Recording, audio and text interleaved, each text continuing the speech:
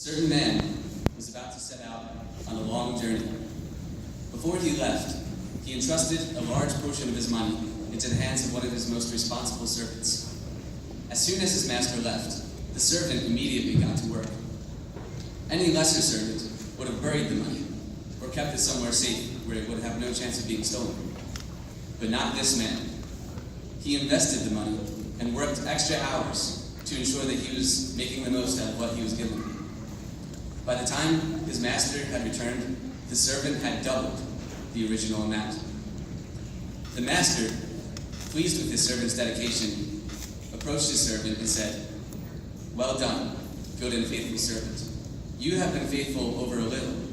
I will now set you over much. Enter into the joy of your master." Let me tell you another story. Once upon a time, a certain boy was gifted by God with a unique sense of humor. This boy eventually began using his personality to make his classmates laugh. His random and yet perfectly timed comments never failed to cheer up just about everyone in the class. When he got to be a senior in high school, this individual, along with one of his friends, took on the responsibility of reading each day's announcements over the intercom. He used his sense of humor to liven it up with a joke of the day or a random fact, and of course, by heartily wishing everyone to have a good day. But he didn't stop there. At the end of each announcement session, this person chose to challenge the entire school with a Bible verse each day. Throughout this entire year, he has used his God-given personality and position to cheer others up, encourage others, and to bring glory to God. His name is Nolan Floyd, and his story is an awesome example of someone who uses his gifts for the Lord.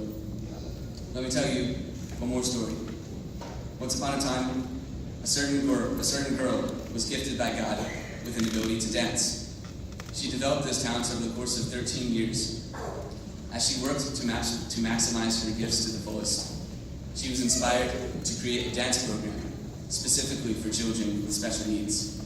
She created this program called Danceability, free of charge, so that disabled children could be in a dance program without receiving judgmental looks. Her name is Avery White, and her story is an inspiring example of someone who uses her gifts to minister to others. And these are only two examples of how the members of the class of 2016 have used their gifts for the Lord. Time would fail me to tell you about Jeremy Schultz, who uses his musical abilities on a regular basis at his church. Of Joshua Wiggins, who uses his acting skills to put together a children's Christmas program at his church each year. Of Leah Andrews, who uses her time to minister to believers in Haiti for a week this year.